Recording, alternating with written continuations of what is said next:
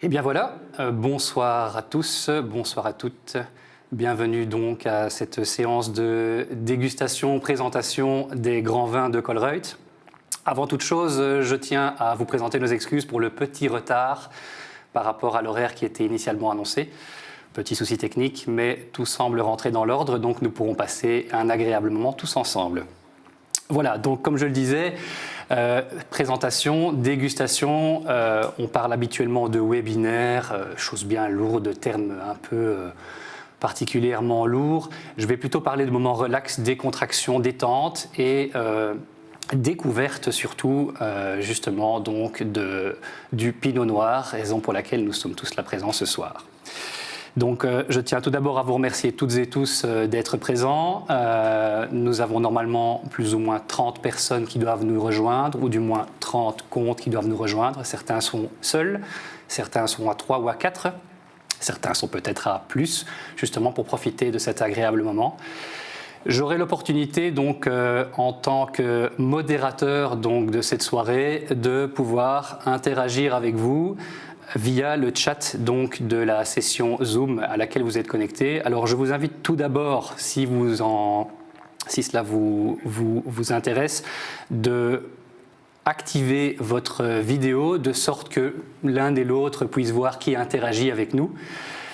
Et d'une autre façon, je vous invite également à poster vos éventuelles questions sur le chat général donc de la session Zoom, pas directement vers moi, mais sur le chat général, de telle manière que l'un et l'autre puissent se rendre compte de la question qui a été posée. Je suis accompagné ce soir de deux experts du vin de chez Colruyt. Le premier, c'est Rohan, notre acheteur vin, qui est un expert en la matière, bien entendu.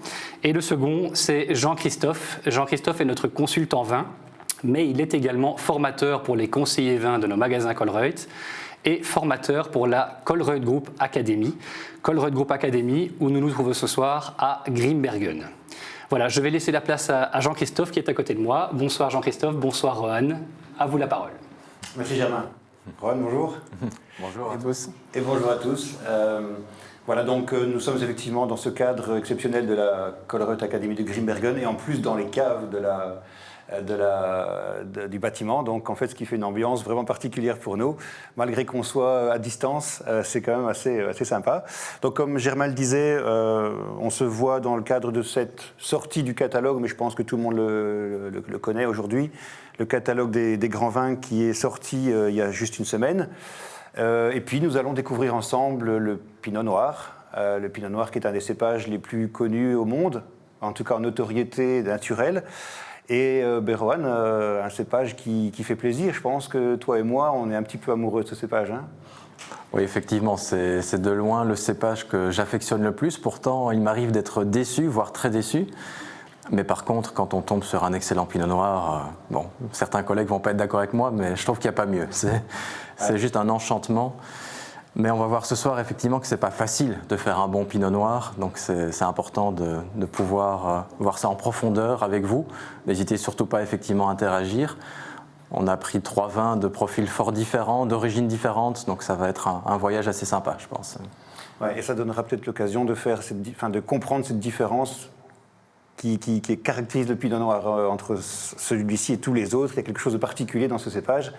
Et d'ailleurs, on peut déjà peut-être commencer à mettre un cadre historique autour de ce Pinot Noir, parce que la plupart des cépages de notoriété internationale aujourd'hui sont issus de France, et avec une antériorité assez exceptionnelle, c'est-à-dire que c'est des cépages qu'on a cultivés sur plus de 1000 ans, voire davantage, mais il se fait que les traces écrites sont plutôt récentes, entre guillemets, c'est plutôt, on parle du Moyen-Âge. Et pour le cas du Pinot Noir, les plus belles traces qui ont été trouvées, c'est au XIVe siècle. Hein, je pense que c'était à l'époque des ducs de Bourgogne. Philippe Le Hardi. Et notre ami Philippe Le Hardi qui a largement participé à la notoriété du cépage, et qui en a garanti les lettres de noblesse. Pour la petite histoire, si tu te souviens, je pense que, si je me souviens bien, j'ai lu dans la littérature que le Pinot Noir au XIVe siècle a subi aussi des attaques de ravageurs qui l'ont rendu un peu sensible. Donc du coup, il y a un seigneur qui s'appelait le seigneur de Gamay, qui est le nom du village, un peu plus au sud dans la Bourgogne, qui s'est permis d'introduire le gamay comme étant finalement la solution, la réponse à la question de la productivité. Et puis, ça a duré évidemment plusieurs décennies.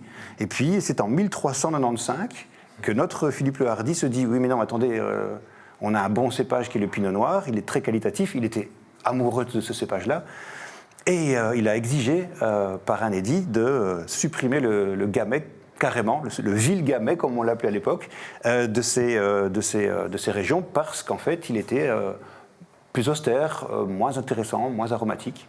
Donc on lui doit une faire chandelle. Et donc on lui doit une faire chandelle. C'est le premier ambassadeur du Pinot Noir, et c'est ce qui a en fait permis aujourd'hui à la Bourgogne de travailler sur un monocépage, donc un travail qui se fait principalement sur un cépage, à 90%, à 90%. Donc voilà, on est sur vraiment une histoire qui est assez sympa. Et alors donc, on se rend compte que la Bourgogne est le berceau de ce cépage. Et on se rend compte aussi que ce cépage apprécie énormément des conditions climatiques bien spécifiques. La Bourgogne, où trouve-t-on d'autres grands pinots noirs? On ne va surtout pas oublier la Suisse, l'Allemagne et l'Autriche. L'Autriche qui fait des pinots noirs exceptionnels dans la région du Burgenland, tout à fait à l'est du pays. Pourtant pas très connu. Et pourtant pas très connu en Belgique. On n'en importe pas des masses. Les prix sont parfois un petit peu rédhibitoires, mais... on se retrouve quand même avec un cépage qui apprécie donc l'Europe centrale, les conditions climatiques continentales, et on va expliquer pourquoi tout à l'heure. Il lui faut des périodes de sécheresse, enfin de sec, entre guillemets. Il faut éviter qu'il y ait un peu trop d'humidité latente dans l'air, etc. Donc on évitera les zones maritimes. Et c'est marrant parce qu'on ne trouve pas de pinot noir au niveau en façade atlantique, par exemple. Et ça, c'est assez caractéristique. On va y revenir. Et on va y revenir. Mais c'est clair qu'on peut déjà donner quelques synonymes, quelques mots-clés qu'on associe facilement au pinot noir. Moi, je pense à capricieux, par exemple. Oui. Fragile. Fragile, capricieux. Délicat. Versatile. Versatile. Complexe. Complexe, certainement. Donc on met un petit peu ce cadre théorique, parce que c'est vraiment intéressant d'en parler avant de déguster, sachant qu'on va aller dans différentes directions, mais on va quand même retrouver des trames un petit peu identiques d'une bouteille à l'autre. La particularité, donc, quand on parle d'une adéquation entre un cépage et son terroir, il faut savoir que cette antériorité, elle est sur 1000 ans, voire davantage. Et donc, il est logique d'avoir des familles de cépages. On parle de l'Europe centrale. Donc, le pinot noir s'appelait à l'époque le noirien. Il avait probablement un autre nom encore au préalable. Mais en Bourgogne, le noirien est devenu le pinot noir à cause de sa forme conique, qu'on va pouvoir aussi découvrir tout à l'heure sur image. Qui rappelle la forme de pain. Et qui rappelle la forme de la pomme de pin, donc pain, pinot noir, voilà, donc c'était tout trouvé.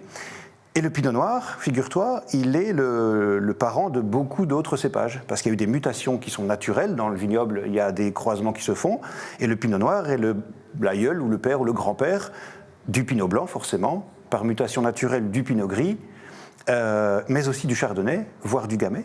Et donc, on se rend compte que cette famille-là adore les conditions climatiques qui sont liées dans cette région-là. Et donc, on part du principe que dans cette adéquation sol, cépage et région, eh bien, c'est un endroit où la famille est à sa place, naturellement. Et si on veut regarder un peu plus loin, quand on est à Bordeaux, on a la famille des bitures, donc la famille des biturica, qui sont Merlot, Cabernet Franc, Cabernet Sauvignon, Sauvignon Blanc, Carmenère, Malbec, qui ont tout aussi un caractère identique et qui sont issus de ce berceau atlantique et qui convient parfaitement à cette région-là. Incroyable. Et ce qui est fascinant, c'est que les moines de l'époque, on parle d'époque cistercienne notamment, on parle du Claude Vougeot, ils se sont rendus compte finalement de cette versatilité, comme tu disais, du pinot noir, parce que même s'il est très délicat, c'est extraordinaire quand même de voir, notamment en Bourgogne, où on parle de la notion de terroir, que chaque parcelle, parfois à 1 mètre d'écart l'une de l'autre, avec un seul cépage, qui plus est délicat, donne un résultat à la dégustation qui est vraiment différent. Ça, c'est quand même assez extraordinaire. C'est un cépage qui est effectivement très délicat, très fin, et qui est capable de retranscrire l'endroit dans lequel il est né.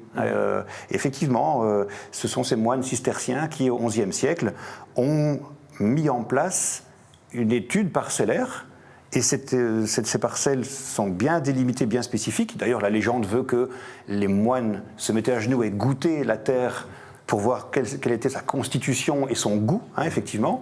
Et on se rend compte qu'aujourd'hui, les clos qui ont été construits à l'époque, il y a 1000 ans aujourd'hui, quasiment 1000 ans, sont en place et définissent toujours une réalité d'identification. Oui, même après des études géologiques modernes, des outils modernes, on se rend compte que cette précision, elle peut quasiment pas être remise en question, tellement elle était extraordinaire.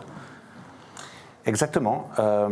Après, la versatilité va faire aussi que le cépage est délicat. Dans les temps modernes qui nous concernent, on se rend compte que, comme tu disais tout à l'heure en introduction, le cépage, c'est vrai pour nous deux, on en a déjà discuté souvent, c'est que ça te donne les plus belles émotions de dégustation que tu puisses t'imaginer, parce que tu t'attends pas à avoir autant de richesse, complexité, voilà, dans un cépage dit classique.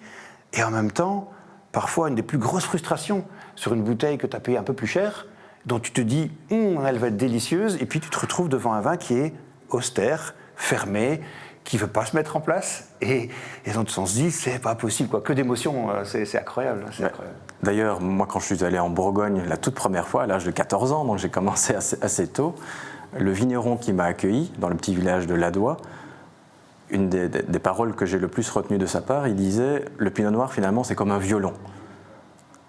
Pourquoi ? Parce qu'effectivement, c'est délicat, c'est très complexe. Donc celui qui parvient à bien manier l'instrument, à en être virtuose, ben c'est juste extraordinaire. On peut difficilement trouver mieux. Mais celui qui ne sait pas bien en jouer, par contre, ça peut faire mal aux oreilles comme ailleurs, je pense, dans ce cas précis. Mal aux oreilles, mal au palais. Mal au palais, oui. Ça peut être acide, ça peut être végétal, voire déséquilibré. Donc oui, c'est un cépage qui n'est pas évident, quand même. C'est vrai, c'est assez complexe.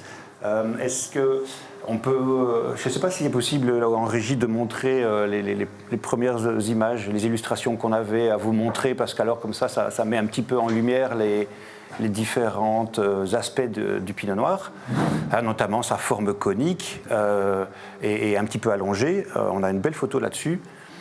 Voilà, ça c'est une photo typique du pinot noir. On voit que les grappes sont un peu lâches, donc les baies ne se touchent pas forcément les unes les autres. C'est une bonne nouvelle parce que ça permet en fait une ventilation optimale quand vous avez après un orage un vent qui se met en place. Voilà. Il faut une aération parce qu'il faut savoir que le cépage est donc en dégustation compliqué, mais en viticulture hyper complexe, quoi. Parce que finalement, on pourrait partir de ce point de départ, c'est l'épaisseur de la peau. C'est une peau qui est quand même assez fine, voire très fine. Et ça va expliquer pas mal de choses aussi. Ça va expliquer pas mal de choses. La peau très fine, elle est dans l'ADN du cépage. C'est aussi le cas pour le pinot gris, le pinot blanc, etc. Et ce sont des cépages qui sont sensibles aux maladies. Du coup, il leur faut un climat continental sec pour éviter ce développement des champignons. Le corollaire, voilà, si on veut aller un petit peu plus loin dans l'analyse, c'est qu'effectivement, avec cette peau plutôt fine, l'extraction de la couleur sera complexe ou sera difficile.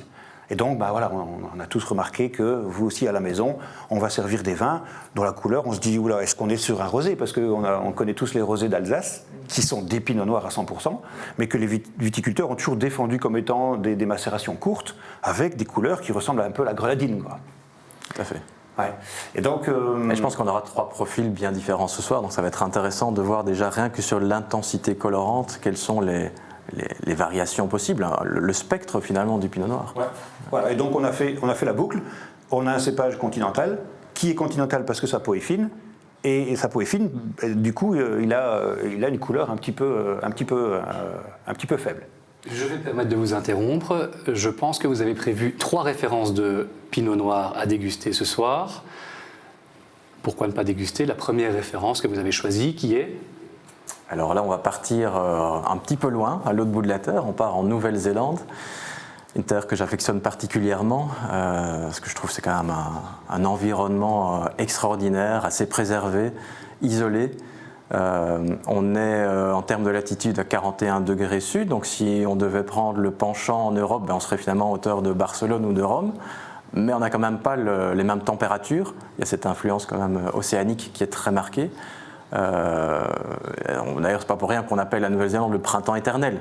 Donc voilà, on a quand même finalement ce climat continental avec de la fraîcheur, avec quand même suffisamment d'ensoleillement, juste pas trop. Donc finalement, c'est devenu un peu une autre terre de prédilection pour le pinot noir.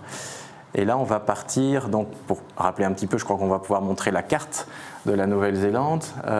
Elle est composée principalement de 2 îles, l'île du Nord, l'île du Sud. Ici, on est plus ou moins au milieu, donc on est dans la partie nord de l'île Sud. Et un petit peu plus à l'est, pour le coup, la région de Marlborough, qui est la région la plus célèbre, très connue pour son Sauvignon blanc, bien évidemment. Mais bon, le pinot noir prend de plus en plus d'importance. Donc ici, on va partir dans un domaine familial qui s'appelle Two Rivers, qui littéralement fait référence aux 2 rivières principales que compose la région de Marlborough, donc Wairau et Awatere. Et le vin qu'on va déguster ce soir, il vient de cette sous-région de Marlborough qui est coincée entre ces 2 rivières, qu'on appelle la Southern Valleys. Et là, on va encore un peu plus en profondeur. Finalement, on peut déjà faire un petit lien avec la Bourgogne. Il y a une notion de terroir, puisque le vin de ce soir provient de ce qu'on appelle un single vineyard, donc vraiment d'une parcelle bien précise, d'un terroir précis qu'on appelle Brook by Hill, dont on a aussi quelques images. Je connaissais Brookback Mountain, mais beaucoup moins. Ouais, c'est très Rohan, il me semble aussi que cette région, c'est la plus... Enfin, la Nouvelle-Zélande a les vignobles le plus au sud de l'hémisphère sud, donc la plus proche de l'Antarctique en l'occurrence. Ouais, donc il fait relativement frais, et ça c'est quelque chose qu'on ne se rend pas bien compte, parce que l'Australie n'est pas loin, mais on a une image d'Australie avec des températures caniculaires. La Nouvelle-Zélande n'a pas l'air d'être dans ce cas-là. Non, la Nouvelle-Zélande sur la carte c'est juste à côté, mais le climat n'a rien à voir. Effectivement, on dépasse rarement les 20 degrés. Donc on pourrait se demander si c'est pas d'ailleurs un petit peu limite en termes de maturité, mais l'ensoleillement, il est bien présent. Et on est sur des terres aussi avec des sols et des sous-sols fort intéressants, avec de belles expositions. Donc là, je pense qu'ils l'ont bien compris. Et voilà, on a eu affaire finalement en quelques années à une évolution qualitative en Nouvelle-Zélande qui est assez fulgurante. Écoutez, nous avons un climat particulier en Nouvelle-Zélande, des conditions météo particulières également, tout à fait différentes de l'Europe. Est-ce que ça veut dire qu'on peut faire du pinot noir partout ? Grande question. Alors oui, comme on disait tout à l'heure, le pinot noir est difficile à travailler. Il est complexe. Les vignerons vous diront tous que c'est pas facile de travailler le pinot noir. Et du coup, ça le rend, ça lui donne pas une notoriété assez exceptionnelle. On connaît tous le merlot dans tous les pays qui font du vin. On va parler de merlot, de cabernet sauvignon, que ce soit au Chili et partout ailleurs. Et le pinot noir, en fait, non, pas du tout. Le pinot noir, il est localisé sur certaines zones, comme Rohan le disait aussi, au niveau d'un climat bien spécifique, plutôt orienté continental. Il donne de très bons résultats en Nouvelle-Zélande, effectivement. Et puis les autres berceaux, ça va être en partie les États-Unis, donc l'État d'Oregon et de Washington.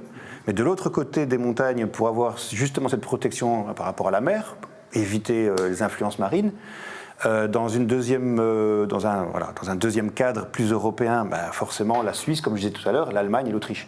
Voilà, c'est vraiment les 3-4 berceaux où aujourd'hui on produit des grands pinots noirs. Oui, il y en a au Chili, oui, il y en a en Australie. Oui, il y en a dans le Languedoc. Voilà. Oui, on va en goûter un tout à l'heure qui provient du Languedoc, mais il y a rien à faire. Il y a cette logique un peu, comme tu disais, au niveau climatique qui limite les possibilités de faire un grand vin. Voilà, c'est ça. Donc on a de bons pinots noirs un peu partout et des grands pinots noirs également.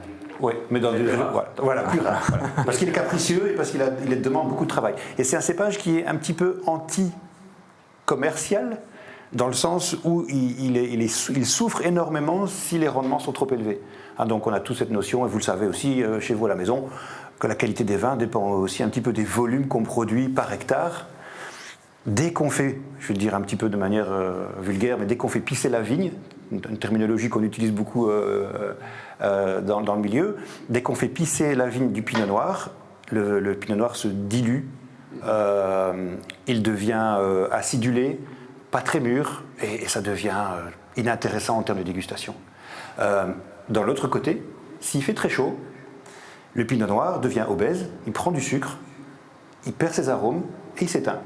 Donc il est capricieux et délicat. Voilà. Un bon équilibre est nécessaire. Donc. Et un bon équilibre dans tous les sens est nécessaire, surtout au niveau de cette climatologie, de cette maturité qui doit suivre un processus assez long. Bon, on va passer à la dégustation.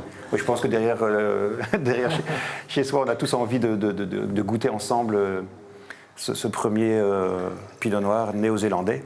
2018, hein, Rowan ? Oui, 2018, une année particulière en Nouvelle-Zélande. Ils ont connu un printemps assez pluvieux déjà, donc c'est bien pour les réserves en eau, mais au moment de la floraison, c'est parfois un peu délicat. Mais surtout l'été qui a suivi, lui a été à la fois chaud et très humide. Donc ça a été assez compliqué. D'ailleurs, le vigneron et propriétaire, Dave Cluston, qui a voyagé le monde, on reviendra sur son parcours un petit peu plus tard, me disait que durant les vendanges, ils ont eu affaire à 2 cyclones tropicaux. Donc voilà, on parlait de maladies, d'influence maritime. Là, pour le coup, ça a été un vrai challenge cette année 2018. Et ça va expliquer pas mal de choses à la dégustation, justement. Ok. Je propose qu'on regarde la couleur, déjà. Ouais, la couleur. Là, pour le coup, on est sur un pinot noir entre guillemets classique en termes de couleur. C'est plutôt léger, hein, pas toujours un signe de mauvaise qualité. C'est plutôt le signe ici qu'il y a eu peu d'extraction. Et c'est là où je voulais en venir. Voilà, ce millésime un peu délicat ne nécessitait pas non plus d'aller chercher trop de matière. Voilà. Une petite évolution en couleur aussi, hein, c'est déjà le grenat. 6 mois de plus aussi avec l'hémisphère sud, forcément. Exact. Ouais. Exact, ouais. Donc on est sur un vin qui commence déjà à être à maturité, qui commence à s'épanouir. D'ailleurs, personnellement, en dehors des notes de fruits, on est plutôt, là, le pinot noir, c'est plutôt les fruits rouges, toute la famille des cerises, griottes, un peu kirsch même, dedans, il y a un petit peu cette notion de liqueur.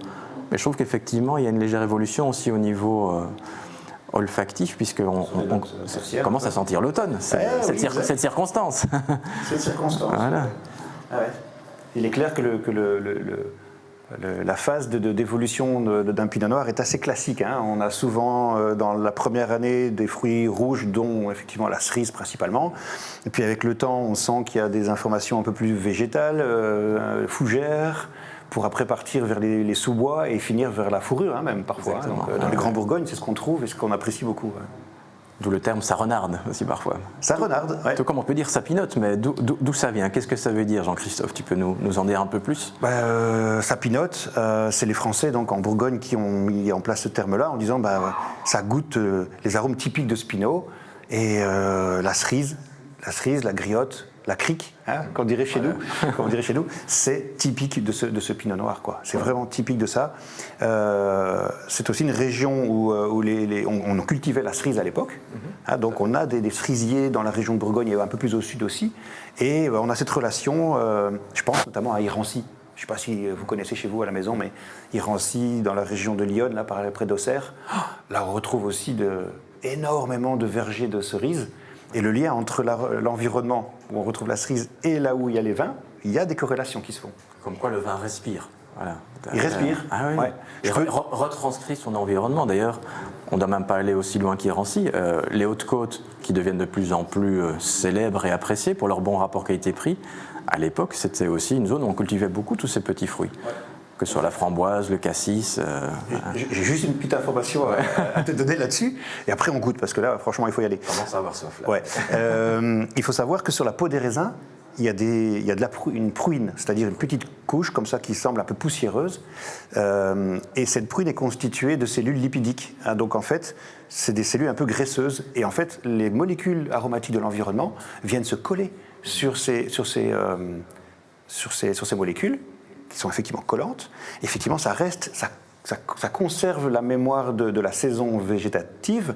Et il est logique qu'en pressurant les raisins et en les faisant macérer plusieurs jours, voire même semaines, eh bien oui, il y a un transfert de ces arômes. Et on retrouve des notes, par exemple, de garrigue et de thym dans le sud de la France, des arômes d'eucalyptus au Portugal. Voilà, et tout ça, c'est logique, c'est lié à l'environnement. Mais on va goûter. Très jolis arômes, et petites fraises des bois aussi, je trouve ça très sympa, très très très gourmand en fait. Ouais. Ouais. Et moi personnellement, ce que j'adore dans des pinots noirs de qualité, c'est justement d'avoir ce bouquet qui évolue au fil du temps aussi, qui s'ouvre. On est vraiment sur un bouquet qui est assez complexe. Ouais. Des arômes que je perçois maintenant, que je n'avais pas spécialement au début, je ne sais pas pour vous, public. Mais c'est ça aussi ce côté fascinant, je trouve, du pinot noir, c'est qu'il ne va pas se livrer tout de suite, il va plutôt être dans la longueur.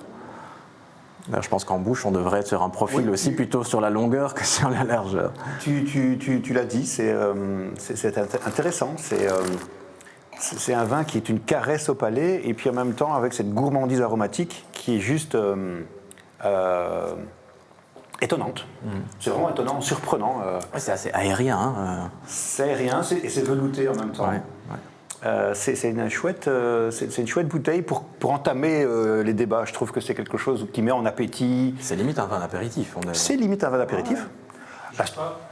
Pardon de t'interrompre. Je reçois juste une question ici, finalement, tout à fait pertinente, de la part de Mike. Pourquoi mettre un bouchon à vis sur un vin de qualité tel que vous êtes en train de le décrire? Expert, disons que pour avoir vécu un petit peu de ce côté-là de la planète et voir aussi qu'une capsule à vis, finalement, oui, c'est clair que dans nos pays traditionnels, ça peut parfois paraître un peu choquant ou déroutant, mais il faut savoir que des capsules à vis de cette qualité, ça coûte aussi cher qu'un très bon bouchon en liège, parce qu'il y a différentes techniques aussi, il y a différents niveaux de qualité. Et ici, en l'occurrence, moi, pour l'avoir fait déjà de maintes reprises, des grands vins d'Australie ou de Nouvelle-Zélande avec une capsule à vis, ça peut aussi traverser le temps. 10 ou 15 ans, et j'ai même eu l'occasion sur un même vin que j'avais acheté il y a une quinzaine d'années d'avoir les deux types de bouchage, et celui avec la capsule à vis avait conservé plus de fruits, plus de fraîcheur, mais tout en ayant une évolution aussi. Parce qu'il ne faut pas croire que c'est tout à fait hermétique, il y a quand même toujours un petit échange, ne fût-ce qu'avec l'oxygène qui est emprisonné dans la bouteille, et donc le vin avait véritablement évolué de manière positive, mais en restant plus frais qu'avec le bouchon en liège classique. Donc il y a beaucoup d'a priori, malheureusement, à ce sujet. Ça veut dire clairement que pour Mike, Germain, il faut retenir qu'il y a des qualités différentes dans les capsules à vis, notamment au niveau du filet qui peut être plus ou moins long, hein, donc épais, et qui va effectivement protéger les vins, mais tout en permettant une aération ménagée. C'est comme dans le monde des bouchons. Je pense qu'au niveau des bouchons, aujourd'hui, il y a 7 ou 9 qualités différentes, du moins cher, l'aggloméré qui fait à peine 2 cm, hein, tu vois, qu'on utilise pour une consommation courante, jusqu'au beau bouchon tiré dans la masse qui fait 6 cm. Quoi. Donc on a la même chose dans les capsules. Très bien, merci pour la réponse. Avec plaisir. Et donc pour revenir à nos moutons néo-zélandais. Oui. Belle transition. Donc on a un vin qui est effectivement, je dirais qui est en plénitude, quoi, en pleine maturité. Il a effectivement 3 ans et bientôt 4. Et qui est plus sur l'élégance que sur la puissance, par exemple. Oui, ouais, tout à fait. Bon, je pense que ce sera un peu le filigrane de la soirée. Hein. Pour ceux qui ont l'habitude de goûter des grenaches, des merlots, des cabernets, ici on va être systématiquement dans des vins qui ont un peu plus d'élégance et de finesse. Et l'effet millésime, comme on l'a dit tout à l'heure, bon, moi pour avoir eu un petit peu de recul sur cette cuvée chez Two Rivers, c'est clairement le millésime entre guillemets le plus léger, mais personnellement j'aime sa délicatesse, j'aime ce côté buvabilité, comme on dit, on a envie de revenir. C'est finalement une bouteille qu'on va vider assez rapidement. Assez facilement, ouais. C'est une explosion de fruits, c'est très agréable. Qu'est-ce que tu recommanderais au niveau culinaire? Je pense que ça intéressera beaucoup de monde de savoir, allez, c'est un chouette produit, le fruit domine, mais qu'est-ce qu'on peut servir? Comme on le disait, ça peut être un vin pour démarrer la soirée déjà, donc tapas, apéritif, plateau de charcuterie évidemment, quelques pâtés, pourquoi pas. Mais après, si vraiment on se met à table, moi je partirais sur une viande blanche, par ce côté un peu délicat, mais aussi relativement charnu. Après, on commence à être sur la saison des petits gibiers, donc un gibier à plumes ou une caille, un pintado, je pense que ça pourrait vraiment le faire. Et alors, moi, ce que je trouve merveilleux, surtout avec cette acidité et des tanins quasiment absents ou très raffinés, un plateau de fromage. Plateau de fromage, hein. Ah ouais. Ouais. Tant que nous sommes dans le culinaire, est-ce que tu conseilles une température particulière pour le servir? Bon, après, ça reste personnel, bien évidemment, mais moi, je trouve personnellement qu'un pinot noir, pour pouvoir apprécier justement ce bouquet aromatique quand même assez charmant, assez complexe, et pas tomber dans le côté plutôt alcool, moi je conseille de le servir plutôt à température de cave, donc entre 14 et 18 degrés, on pourrait avoir cette fourchette-là. Mais le boire à température de pièce, un vin qu'on appelle chambré, dans les maisons actuelles, au-delà de 20 degrés, je trouve qu'on pourrait passer au-delà d'une certaine finesse et au-delà d'une complexité aromatique. Il faut trouver le juste milieu entre trop chaud, trop froid. Les vins ne sont pas très alcooleux, ne sont pas très capiteux, donc on pourrait se permettre de monter un peu plus en température que Alors que pour les vins plus riches et plus tanniques, on va faire attention. C'est l'alcool aussi qui fait que la dégustation est fatigante. Donc on va descendre les températures. Ici, c'est vrai que température de cave, ça me paraît idéal, entre 14 et 16. Hein. Voilà, surtout qu'il va se réchauffer dans le verre. Moi, personnellement, j'aurais tendance à sortir du frigo à vin, si vous en avez un, ou de la cave, un petit peu avant de commencer la dégustation, et puis vous le laissez sur la table. Simplement, il va monter gentiment en température, et ce sera intéressant de voir son évolution. Ouais. Mais déguster un pinot noir tout de suite à température de pièce, je trouve qu'on peut passer à côté d'un certain plaisir. Ouais. Est-ce que la régie pourrait nous montrer quelques photos qui concernent la Nouvelle-Zélande? Comme ça nous fera tous voyager un peu. Ce serait sympa de voir l'environnement de Brook by Hill. Voilà, hein, et qui fait le vin. Ce serait sympa de voir tout ça. Ça nous fera voyager un peu. Ah, magnifique. Voilà. Ici, c'est une photo que j'ai eu l'occasion de prendre il y a un petit peu moins de 2 ans d'ailleurs, sur les hauteurs de ce vignoble Brook by Hill. On a un petit peu cet effet amphithéâtre qu'on ne retrouve pas toujours en Nouvelle-Zélande, parce que Marlborough, c'est quand même associé non seulement au Sauvignon blanc, mais aussi à cet aspect un peu plaine et des grandes étendues. Et ça, c'est la réalité, on va dire, un peu plus industrielle, un peu plus grande échelle de Marlborough.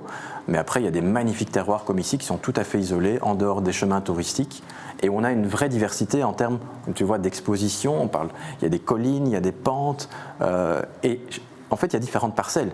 Donc on n'y retrouve pas que du pinot noir. Il a aussi planté de la Syrah, il y a du Chardonnay, il y a du Sauvignon blanc, bien évidemment. Et donc il y a un véritable travail parcellaire, même sur ce single vineyard qui s'appelle Brook by Hill. Ouais. L'altitude, on est quoi? On est vraiment déjà sur des altitudes supérieures, ou est-ce qu'on est au niveau de la mer, en fait, globalement? Je dirais qu'on est aux alentours de 200 mètres d'altitude. Donc on n'est pas près de l'océan. Et donc finalement, il y a aussi une certaine similitude avec la Bourgogne, où on est généralement entre 200 et 300 mètres d'altitude. Voilà, on est supérieur à ce niveau de la mer. C'est pas un vignoble qui plonge vraiment dans la mer. Il y a une légère altitude, mais voilà, en général, c'est des conditions du coup parfaites pour le pinot noir. C'est vrai qu'on a toujours tendance à penser qu'il n'y a pas cette notion de terroir dans les pays de l'hémisphère sud, hein, et que tous les vins se ressemblent et que c'est un petit peu ennuyeux. Or, il semblerait que ce ne soit pas du tout le cas. On est proche aussi de plaques tectoniques en Nouvelle-Zélande, donc il y a un vrai méli-mélo aussi à ce niveau-là qui s'est formé ces derniers millions d'années. Donc ici, en l'occurrence, on est sur plutôt une première couche, on va dire, sédimentaire, de l'euse en l'occurrence, mais posée sur de l'argile. Donc on a à la fois ce côté, en termes de terre, finesse, et puis un peu plus d'épaule, un peu plus de gourmandise. Mais après, comme on le sait, sur un pinot noir, l'effet millésime est très marquant. Donc voilà, c'est pas sur le millésime 2018 qu'on verra ce côté plus argile, mais sur d'autres millésimes, on peut avoir sur ce même vignoble des vins qui soient un peu plus colorés, un peu plus larges, un peu plus denses, robustes. Tout à fait. C'était le cas d'ailleurs, je pense qu'on avait... 2017 notamment. 16-17 qui était de bonne amplitude. Ça peut être déroutant, je comprends, pour nos clients, d'avoir un écart parfois aussi important entre 2 millésimes, mais c'est quasiment pareil en Bourgogne. Du coup, c'est excitant aussi, parce que une année n'est pas l'autre, mais je comprends que ça peut être un peu déstabilisant et qu'il vaut toujours mieux se renseigner et déguster par soi-même pour s'assurer que c'est un style qui nous plaît. Tout à fait. Ouais. J'embraye là-dessus, effectivement, c'est intéressant parce qu'on a, que ce soit en Bourgogne, alors on va se rendre compte d'une chose, et c'est vraiment intéressant pour tout le monde, c'est que le pinot noir, à de rares exceptions près, ne s'assemble pas avec d'autres raisins. Hein, donc en fait, la Bourgogne travaille en monocépage, la Suisse principalement aussi. Qui ne le fait pas, ce sera plutôt les Angevins. Hein, donc du côté de la Loire, on va travailler sur des Touraines rouges qui seront des assemblages Pinot-Gamay. Dans Savoie, ça peut arriver aussi, hein, Pinot-Gamay, il y a les deux zones qui le feront. Et puis pour le reste, le Pinot Noir se suffit à lui-même. Mais évidemment, avec le corollaire que, comme tu disais, on a de très grandes variations d'un millésime à l'autre parce qu'on n'a pas l'occasion de gommer une problématique de culture par l'introduction d'un cépage qui, lui, aurait passé un cycle végétatif plus cool. Et alors que, dans le Bordelais, c'est traditionnel, on fait de l'assemblage. Dans les Côtes-du-Rhône, on fait de l'assemblage. Dans le Languedoc-Roussillon, on fait de l'assemblage. Et dans d'autres régions aussi, bien sûr. Et le Pinot Noir, c'est assez amusant de se constater que, finalement, on l'a toujours conservé pour ce qu'il est, malgré son caractère capricieux. Et ça, je trouve ça assez exceptionnel. Est-ce qu'en régie, on peut voir aussi les photos qui suivent? Je pense qu'il y a aussi des photos sur les installations qui sont aussi assez parlantes, parce que la Nouvelle-Zélande, finalement, associe cet amour de la nature. C'est le cas, je pense. Oui, absolument. Ces gens sont amoureux de leur pays et de leur paysage, de leur nature. Et ils ont un programme Sustainability, donc vraiment développement durable, et avec une part déjà très importante de vignerons certifiés bio. Donc c'est vrai que ce côté pure New Zealand, comme ils disent, voilà, c'est pas que du marketing. Il y a un vrai respect pour leur environnement, pour préserver ce côté vert, ce côté nature. C'est exceptionnel de voir qu'ils arrivent à conserver ces qualités naturelles et surtout, regardez ce qu'on voit sur les images, de les préserver dans un cadre qui est technologiquement parfait en fait. Vous regardez cette cave, alors que ce n'est pas une grande entité, on est d'accord, on ne parle pas de 300 hectares en... Non, on est sur un domaine de petite échelle ici, voilà, familial. Et on voit... Mais vous utilisez effectivement le meilleur des traditions, puisqu'il y a quand même l'aspect élevage en bois. Il y a les cuves, bien sûr, en inox, plutôt classique de Nouvelle-Zélande, surtout sur le Sauvignon blanc, on veut garder la fraîcheur, le fruit, le côté clean. Mais il y a aussi les aspects un peu plus modernes. Il y a notamment un œuf en béton qu'on va voir sur une des images. Voilà. Ça peut paraître comme un ovni ou un ovni, mais non, c'est assez amusant de voir qu'ils essayent de trouver le meilleur de chaque, et pas spécialement d'aller d'un extrême à un autre, mais de tirer le meilleur parti de ce qui est disponible. D'ailleurs, pour revenir sur le propriétaire, quand même, parlons-en un tout petit peu, Dave Claston, il a vraiment fait ses armes, lui, en Europe, mais aussi en Amérique. Il a fait plusieurs vendanges, plusieurs millésimes. C'était pas juste un voyage d'un an, voilà, Dave avec son chien Hutch.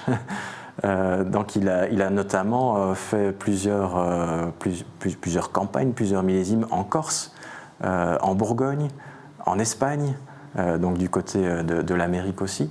Et donc il est revenu avec un bagage, je pense, quand même assez solide avant de créer son propre domaine dans son Marlborough natal. Ce qui m'impressionne, c'est cette qualité d'avoir su associer la tradition viticole et la modernité vinicole, enfin œnologique, et de faire en fait finalement des résultats pareils. Je pense que tu as une anecdote aussi sur le nom de la cuvée. Oui, Tributary. Chacun chez soi va pouvoir lire en dessous, il est marqué en dessous du millésime, là, Tributary. Donc en français, on peut traduire ça par affluent. Donc déjà, on a un lien avec le nom du domaine Two Rivers, donc les deux rivières principales de Marlborough. Mais l'affluent ici, parce que voilà, il y a un symbole aussi derrière. Ce nom de cuvée, c'est propre au Pinot Noir. Il a différents noms de cuvée pour ses autres vins, ses autres cépages. Mais ici, il voulait faire passer le message que pour faire un grand Pinot Noir, c'est aussi finalement comme des petites rivières qui font une grande rivière.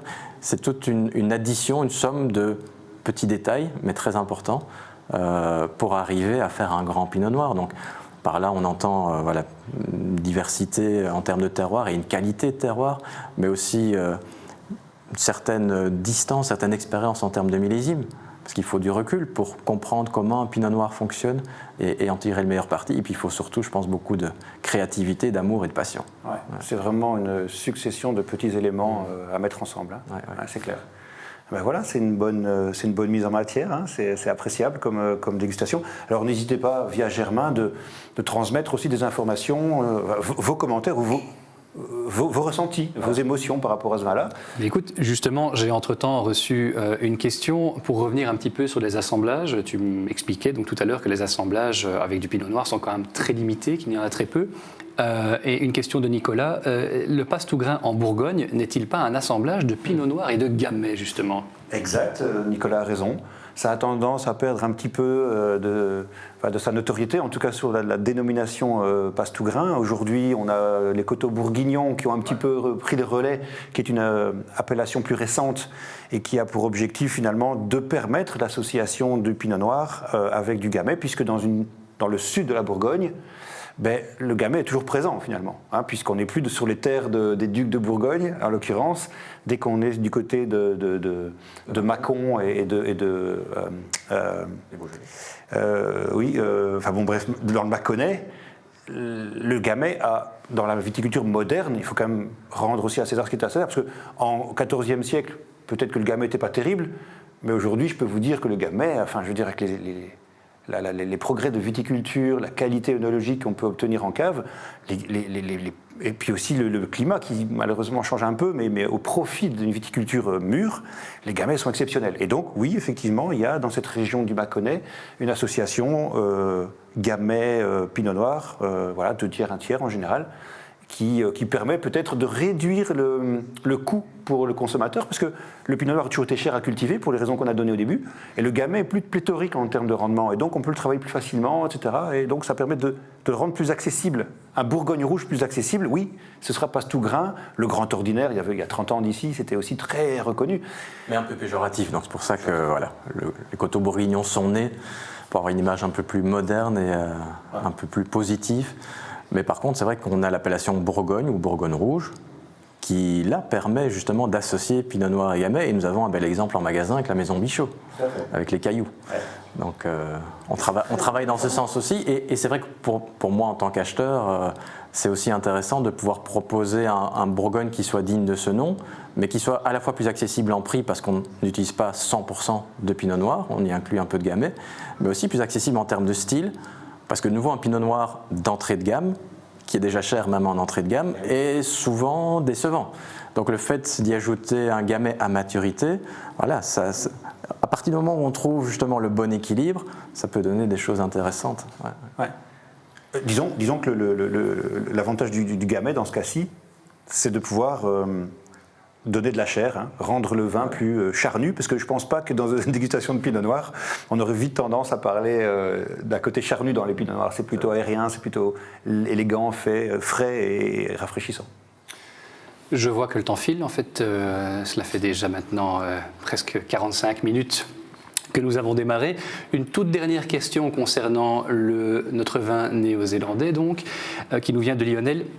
Y a-t-il des restrictions ou des spécificités au niveau des produits phytosanitaires et de leur tolérance, puisque en Union européenne, les normes sont forcément très drastiques.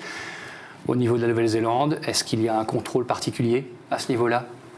J'y ai répondu en partie tout à l'heure, dans le sens où effectivement ils ont un organisme national qui s'occupe des vins de Nouvelle-Zélande, et je pense que vraiment de cette qualité, de cette envergure, c'est probablement un organisme qui est un peu unique au monde. Ils travaillent vraiment tous main dans la même direction. Et donc ici, l'objectif, effectivement, c'est de respecter l'environnement. Donc, soit ils sont ce qu'on appelle chez nous en lutte raisonnée, soit ils sont effectivement dans du bio ou de la biodynamie. On a d'ailleurs depuis peu aussi un digne représentant sous le catalogue Grand Vin avec Deep Down, dont un Pinot Noir, d'ailleurs, si ça vous intéresse d'essayer, qui est sans SO2 ajouté, ce qui est d'autant plus compliqué et plus délicat, mais c'est un joli challenge. Un joli challenge et un joli vin aussi, oui. Donc oui, le respect de l'environnement, il est clairement en première ligne en Nouvelle-Zélande, oui.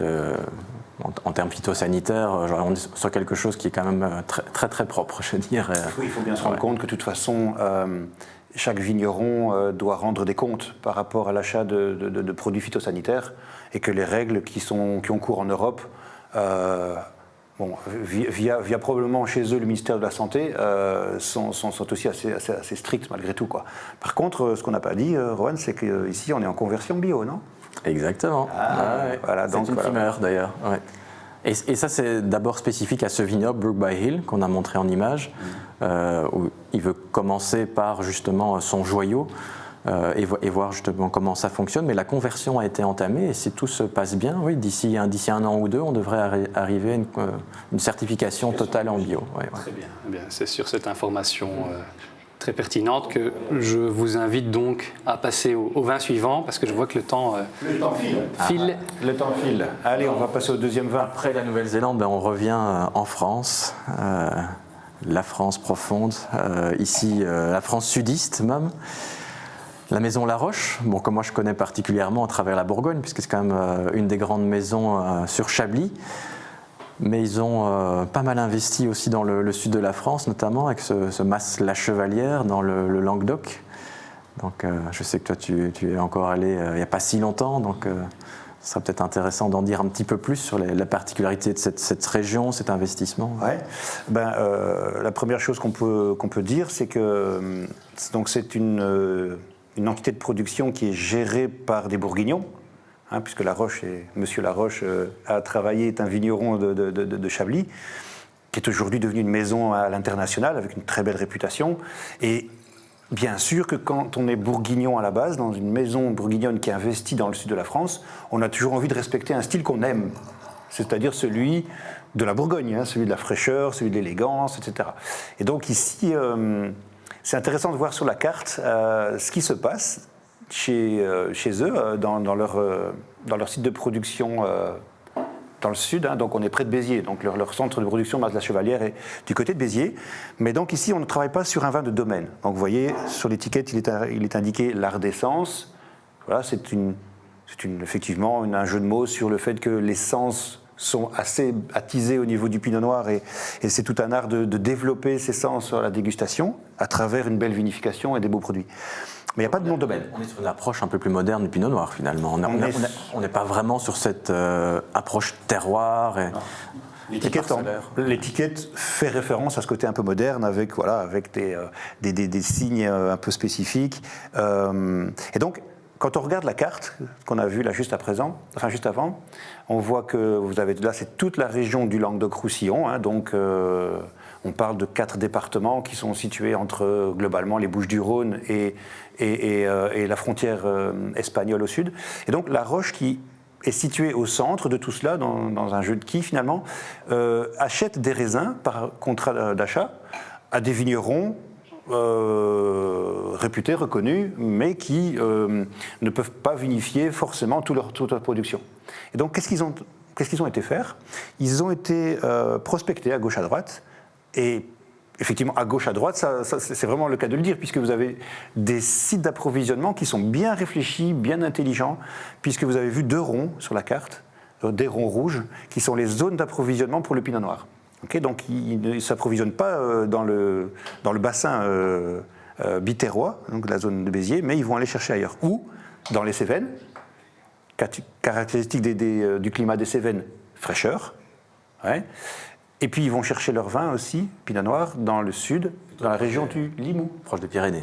Proche des Pyrénées, proche donc... Plus protégé du coup. Ouais. Protégés, en altitude, des zones qui sont un peu fraîches parce qu'il y a aussi des influences atlantiques, il y a de l'altitude, et donc on a en fait 2 berceaux qui sont orientés sur des climats frais dans le Languedoc-Roussillon. Et on a dit tout à l'heure que le pinot noir aimait cette fraîcheur, avait besoin de cet éloignement de la mer, parce que finalement on est dans 2 zones qui sont plus éloignées de la mer que toutes les autres. Et donc voilà, un petit peu le secret de l'assemblage. Et d'ailleurs, pour un vin du Sud, je suis surpris de voir qu'en termes d'alcool, on n'est qu'à 12,5.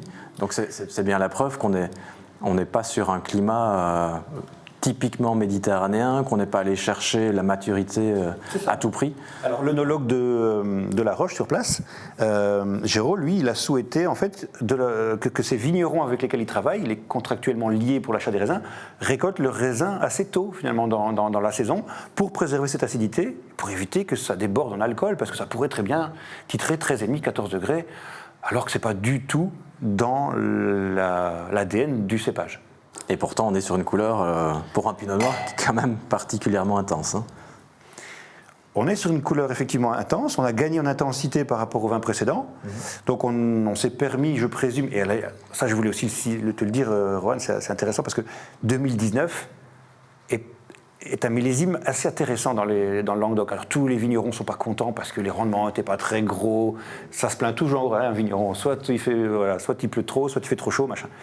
Mais 2019, pour le consommateur, c'est un millésime exceptionnel parce qu'il y a de la concentration dans la plupart des régions et des cépages, et il y a aussi de la fraîcheur.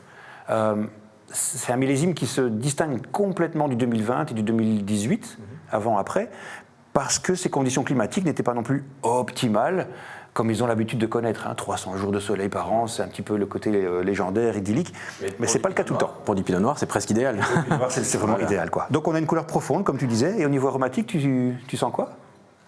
Moi, je pars directement sur les épices. Je trouve qu'il y a ce côté presque garrigue. Donc, il y a quand même, de nouveau, on parlait que le pinot noir retranscrit, respire finalement son environnement. Je trouve qu'ici, c'est facile quand on le sait, mais il y a quand même ce côté garrigue, épice qui pour moi est assez évident au départ. Après, on reste quand même sur le marqueur cerise, mais pour le coup, voilà, une cerise un peu plus mûre, un petit peu sur la liqueur. Oui, on lui trouvera aussi un peu plus de profondeur, un nez qui est un peu plus dans la complexité, et il y a une touche boisée. Hein. Je ne sais pas si c'est... Voilà. Délicate. Hein. Délicate touche boisée, il y a un élevage en fût qui lui permet en fait de donner un petit peu d'ampleur au vin. Il y a peut-être une chose intéressante qu'on peut tous imaginer, c'est ok, quel est l'avantage de la barrique finalement? Parce que quand on va en Bourgogne, barrique à profusion, pourtant le pinot noir on le dit délicat, etc., fin, etc. Puis peu de tanin finalement. C'est presque un paradoxe. Hein. C'est presque un paradoxe. Et le paradoxe en fait, ça n'en est pas un quand on connaît les caractéristiques chimiques ou physico-chimiques de la barrique. Tu veux dire que par là, ça peut apporter du gras, par exemple de la rondeur notamment. Voilà, c'est ça. Voilà. Il se fait que dans le bois, surtout dans le bois de chêne, on a beaucoup de cellulose. Voilà. Et la cellulose transfère dans les vins sur une période de quelques mois, et la cellulose va donner cet enrobage qu'on souhaite avoir sur le pinot et j'espère qu'on va avoir dans le vin ici. Ça, c'est une chose. Et puis aussi un petit transfert de tanin, pourquoi pas? Parce que le pinot noir est peu tannique, acidulé oui, mais peu tannique. Et ces deux éléments combinés peuvent nous apporter un supplément d'âme. Je pense même à un troisième élément. Si c'est bien maîtrisé, on peut encore ajouter une petite complexité aromatique. Exact. À condition de ne pas écraser les arômes d'origine, bien évidemment. Et il faut espérer que ce soit le cas pour ce vin-là. Ouais. C'est là tout le jeu d'équilibriste. Ouais. Ouais. C'est pas excessivement explosif comme nez, mais c'est plutôt assez intéressant et assez sérieux. Une petite, Germain, je vais répondre à la question peut-être avant qu'on la pose. L'importance des verres. L'importance des verres. Il faut à la maison, quand vous êtes chez vous et que vous servez du pinot noir, il vous faut sortir des verres qui ont un calice le plus large possible. Okay. Éventuellement, le traditionnel verre bourguignon, qui est en fait une espèce de ballon, de bulle comme ça, coupé au-dessus évidemment, mais qui va en fait être relativement large et donc oui. Pour permettre l'expression des arômes, mais idéalement que ce soit un peu plus resserré sur le haut, par contre, pour avoir cette concentration. Oui. Mais il faut que le vase soit large. Exactement. Pour que les arômes du pinot noir, qui sont parfois un petit peu en retrait, qu'on n'arrive pas toujours à bien exprimer ou à bien ressentir, justement pour les éclater, quoi. Voilà. Et remettre son nez dans un verre où il y a de la largeur et de la profondeur, ça va permettre de sortir le côté aromatique d'un pinot noir. Chose qu'on n'a pas besoin sur une Syrah ou sur un Cabernet Sauvignon. C'est vrai.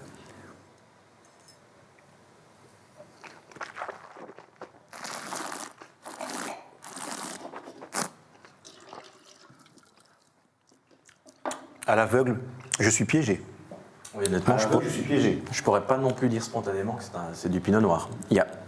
Quand on le sait, quand on revient dessus, il y a certains marqueurs, comme on le disait tout à l'heure, mais c'est vrai que c'est un peu déroutant. Ouais. Et si un expert devait retrouver le pinot noir, j'ai l'impression qu'on le mettrait quand même en Bourgogne, parce qu'il y a cette note délicatement fumée. Exactement. Il y a une belle acidité, les tanins sont présents, mais sans être agressifs. C'est pas mal du tout en fait. Hein. Ouais. C'est pas mal du tout. La structure est plus sérieuse, mais ça rentre dans le spectre de la dégustation et aussi peut-être de la gastronomie du coup. Hein. C'est vrai qu'il y a un profil un peu plus sudiste, mais on reste sur un côté élégant, assez suave aussi. Ça, c'est quand même, je trouve, une des particularités en termes de texture. Puis voilà, cette petite trame épicée, je la trouve très, très intéressante. Donc là, si on refait le lien avec le néo-zélandais, on était plutôt sur charcuterie, viande blanche, plateau de fromage. Je sais pas, toi, là-dessus, tu partirais sur quoi en l'occurrence?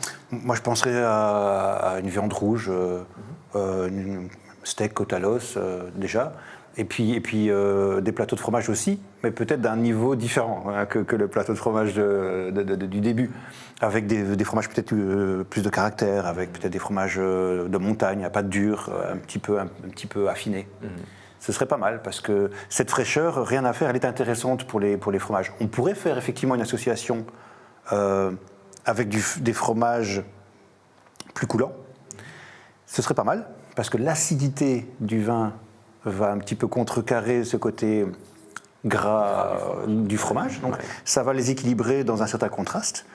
Il faut juste éviter que ce soit trop coulant et trop laiteux, parce que sinon le vin va prendre l'ascendant, quoi.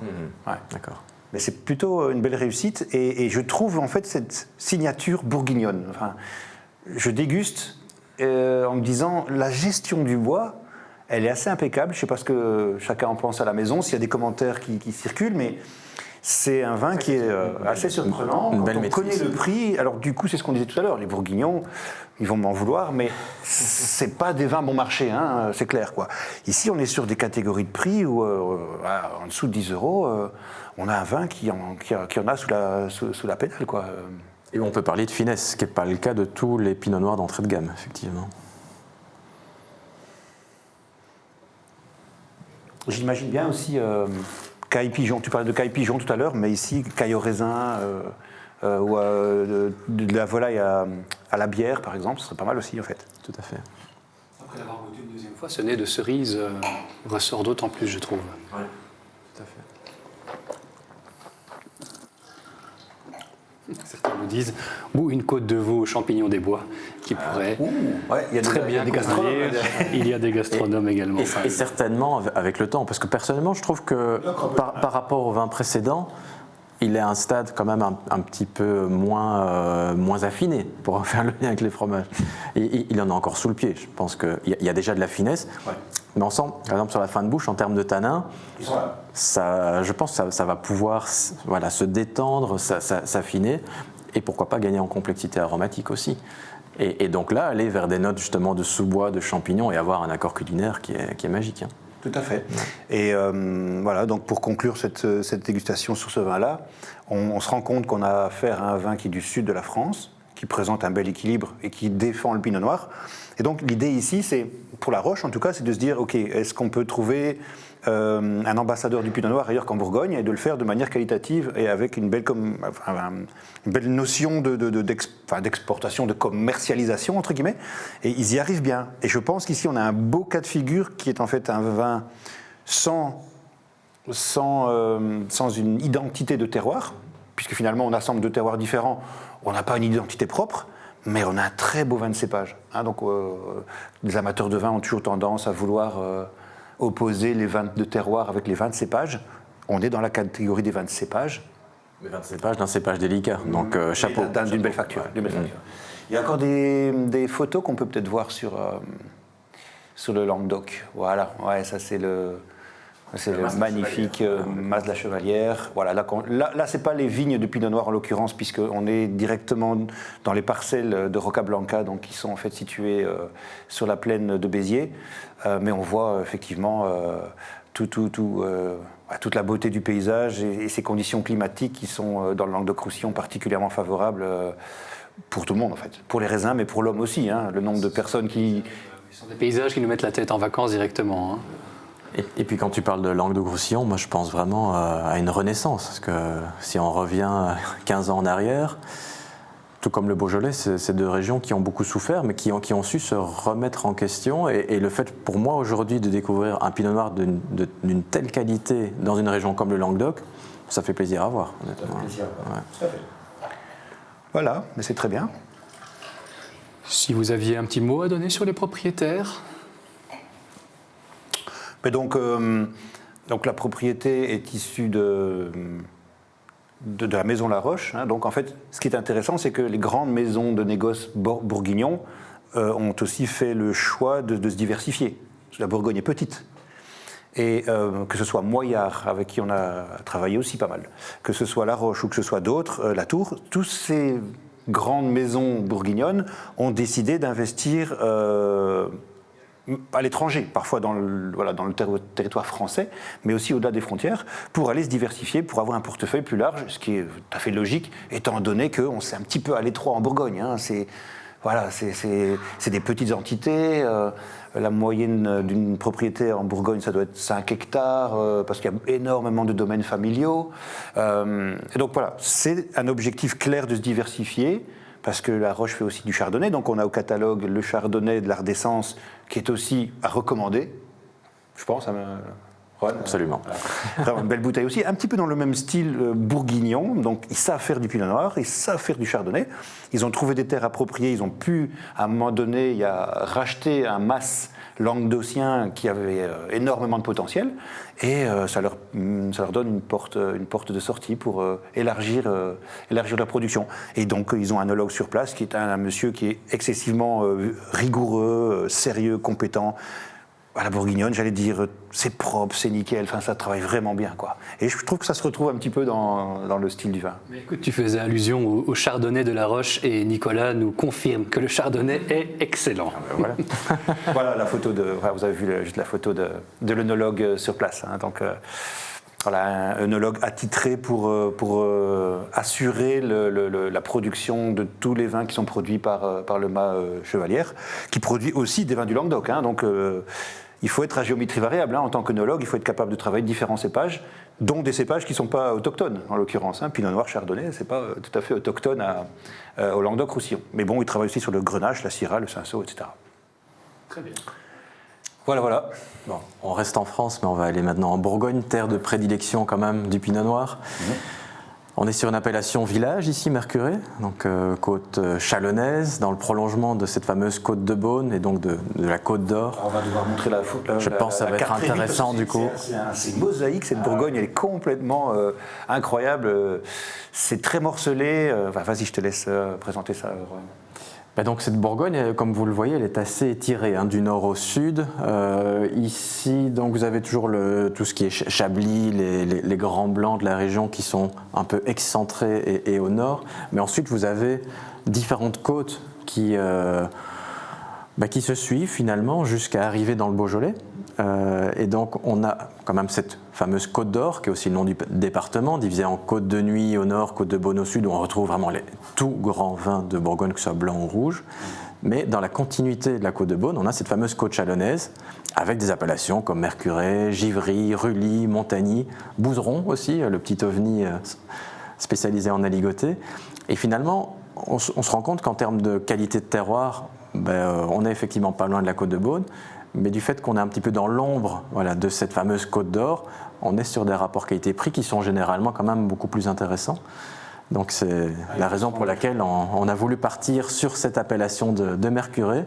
Il faut se rendre compte que finalement, en Mercurey, on n'est pas très très loin des grands vins de la Côte de Beaune, comme tu disais. Ah non, effectivement, on parle de deux jets de pierre, peut-être pas 20, mais deux jets de pierre. On parle de quelques kilomètres, hein, effectivement. On quelques kilomètres. Proche, hein. Ouais. C'est vrai qu'on n'est pas sur la même distance qu'à Bordeaux ou dans le Languedoc, donc tout se suit, je dirais, ici. Et c'est vrai qu'en termes de terroir, en plus, Mercurey, c'est un peu un cas d'école. Parce que pour une même appellation qui fait, on va dire grosso modo 650 hectares, dont un peu plus de 500 en rouge, on a déjà pu identifier 5 grandes familles de terroirs. Donc c'est dire la complexité du terroir de Mercurey. Et là, on voit tous la carte du village de Mercurey, avec la répartition classique bourguignonne, à 4 niveaux. Mais bon, ici, on n'en voit que 2 ou 3. C'est intéressant peut-être de rappeler les différents niveaux en Bourgogne. Ah oui, donc la Bourgogne produit en fonction de la qualité de ses terrains plusieurs niveaux de vin. Vous avez l'appellation régionale, pour laquelle il n'y a pas de notion particulière de sub-région, etc., qui concerne la Bourgogne au sens large. Coteau-Bourguignon, c'est régional. Bourgogne, Haute-Côte de Beaune, Haute-Côte de Nuit, ce sont des appellations régionales, et j'en passe et des meilleures. L'appellation Bourgogne, générique aussi d'ailleurs. Pinot Noir Bourgogne, Chardonnay Bourgogne, ce sont effectivement des appellations génériques. Donc on peut imaginer que ce sont des sols plutôt orientés vers le bas de plaine, le bas de coteau, qui sont plutôt riche, qui va permettre à la vigne de s'exprimer assez bien, peut-être un peu trop, pour faire des grands vins avec une maturité optimale, une concentration top. Et puis vous avez un deuxième niveau qui est celui des villages, dont le vin ici fait partie. Appellation village, c'est simplement appellation, nom du village contrôlé ou protégé. Donc appellation Mercurey protégé, appellation Nuit Saint-Georges protégé ou contrôlé. Et puis à l'intérieur des villages, si on revient sur la photo, à l'intérieur des villages, on va avoir une stratification des terroirs entre premier cru et grand cru. dans un même village. Quand il y en a, bien évidemment. Quand il y en a, parce que dans tous les villages, il n'y a pas des grands crus en l'occurrence. Mais ici, on a quand même pas mal de premiers crus sur Mercurey, effectivement, mais qui représentent entre 1/6 et 1/5 de la superficie. Donc on voit que c'est quand même un écrémage. Voilà, on n'est pas sur la moitié du village qui est classé en premier cru. Ce sont vraiment les meilleurs terroirs et qui sont parfois très parsemés. Ouais. Mais ici, ce qui est, je trouve, intéressant, et c'est aussi la raison pour laquelle on avait sélectionné ce Mercurey, c'est que c'est une appellation village, et donc dans pas mal de domaines ou de maisons, on aura tendance, finalement, comme sur le vin précédent de La Roche, à assembler différentes origines pour en faire un vin qui est représentatif de l'appellation, du village. Mais ici, la particularité, c'est que c'est une parcelle d'un seul tenant, de 7 hectares. 7 hectares quand même, ce qui est plutôt assez imposant en Bourgogne. Et cette parcelle, elle se situe juste à côté, derrière, en l'occurrence, de la maison familiale du domaine de Surmain, qui est un domaine quand même de 7 générations. Loïc, à l'heure actuelle, avec son père Yves. Donc il y a voilà, une particularité ici déjà d'avoir aussi un domaine qui ne fait que du Mercurey. Et ça, en Bourgogne, c'est pas commun. Combien de fois on n'a pas visité des domaines où finalement voilà, la dégustation dure comparativement beaucoup plus longtemps qu'à Bordeaux par exemple, où ils font un premier vin et un deuxième vin, si je fais une petite caricature. En général, en Bourgogne, effectivement, comme je disais, c'est 5-6 hectares en moyenne, mais répartis en une dizaine, voire une quinzaine de vins. Voilà, dans tous les petits villages aux alentours. Ici, le domaine de Surmain ne fait que du Mercurey. Donc, c'est toujours du Mercurey. Spécialisé donc Mercurey, voilà. Ils connaissent leur terroir par cœur, ils savent comment le gérer, ils savent comment le travailler. Effectivement, c'est assez intéressant et c'est assez rare que pour le signaler. Donc, du coup, les raisins sont récoltés, je présume, au niveau de la parcelle. Voilà. Un quart d'heure après, ils sont dans le pressoir. Quoi. Même pas, oui. C'est un gros avantage pour essayer de préserver la qualité originelle. Oui. Et donc ici, en termes de terroir, justement, on est sur le bas de la vallée, on est juste derrière la route qui traverse le village, on est en bas de coteau, quand même de jolis terroirs comme en Bondu ou en Sazenay. En Sazenay, c'est d'ailleurs le premier cru que nous vendons du même domaine sur le catalogue. D'ailleurs, on voit les photos là, de ces petits coteaux voilà, répartis en strass. Hein, on voit bien que les premiers crus sont du côté effectivement du bois ou en tout cas de la crête, qui elle est impossible à travailler en vigne puisque c'est vraiment du calcaire pur et dur. Pas de cru, pas de possibilité pour la vigne de s'implanter. On est sur la Roche-Mère. Alors justement, une petite question de Christophe ici qui me dit, est-ce que le classement vaut pour l'ensemble de la parcelle? C'est-à-dire alors, je pense comprendre la question. Chacune des parcelles, il y a énormément de noms de parcelles en Bourgogne. Je pense qu'au niveau de Mercurey, il doit bien y avoir 60 parcelles différentes. Rien que la Côte d'Or, c'est déjà plus de 1200 climats qui ont été classés au patrimoine mondial de l'UNESCO. Et c'est que la Côte d'Or. Donc il y en a énormément. Ouais. Et en général, dans la plupart des cas, que ce soit les cisterciens à l'époque ou plus tard forcément, dans la définition des crus, on a donné des noms à des parcelles qui ont une certaine homogénéité. Donc il est très rare de trouver un même nom dont la particularité serait d'être scindé entre village et premier cru, par exemple. Mais ça existe. Et on en a un. Mais ça existe, notamment à Corton, ça existe. Mais c'est très rare. C'est très rare. En général, une parcelle homogène, elle appartient à l'appellation village ou premier cru ou grand cru, quoi. C'est très rare, mais ça peut exister. Mais pour répondre donc jusqu'au bout, parmi les très très très rares exceptions, effectivement, on a le Clos des Maréchaudes de la maison Bichot, où on a à la fois la Los Corton classée en premier cru avec le nom de climat Clos des Maréchaudes, mais on a aussi le Corton grand cru avec ce même nom de climat. Parce qu'effectivement, là, ça a été aussi un petit peu un cas d'école. Ils se sont rendus compte qu'au sein de cette parcelle qui, à l'époque, avait été délimitée et dénommée Clos des Maréchaudes, eh bien que chaque année, au moment des vendanges, il y avait quand même une différence en termes de qualité parce qu'il y avait... voilà, on changeait un tout petit peu de nouveau, un peu comme dans une lasagne. On passait à la couche supérieure, on se rendait compte que la composition du sol était un peu différente et donnait réellement un goût différent. Donc ici, voilà, ça fait partie des rares exceptions. Donc il y en a, mais la règle, effectivement, c'est que normalement, une parcelle, c'est un classement. Je rebondis ici avec une autre question. Tant qu'on est sur les parcelles, ne devrait-il pas, dès lors, comporter l'indication monopole? Est-ce que cela Dans le cas présent, oui, je pense qu'il pourrait aller jusque-là, mais le nom de la parcelle n'est pas communiqué, donc je pense que du coup, ils ne peuvent pas faire appel à une notion de monopole.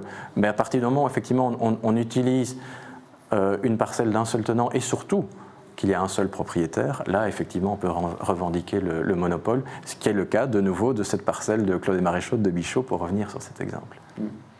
Voilà, je pense que le monopole, c'est un complément pour mettre en évidence un cru par rapport à un autre. Ici, on est en appellation régionale. La notoriété de la parcelle est tellement peu importante que je ne pense pas que ce soit une plus-value d'indiquer monopole. Évidemment, si ça avait été prestigieux, oui, alors si je suis le seul propriétaire d'un cru exceptionnel, j'aurais tendance à le faire savoir, quoi. Mais ici, dans ce cas-ci, c'est peut-être pas indispensable. Donc on est sur le millésime 18, hein.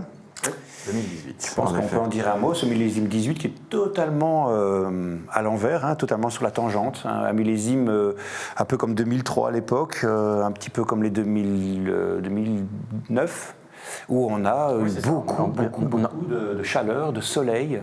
Peut-être pas le côté vraiment canicule comme en 2003, mais effectivement, il y a un petit peu de 2009 dans tout ça. Parce que on peut dire solaire. Solaire de toute façon, oui, ça c'est clair.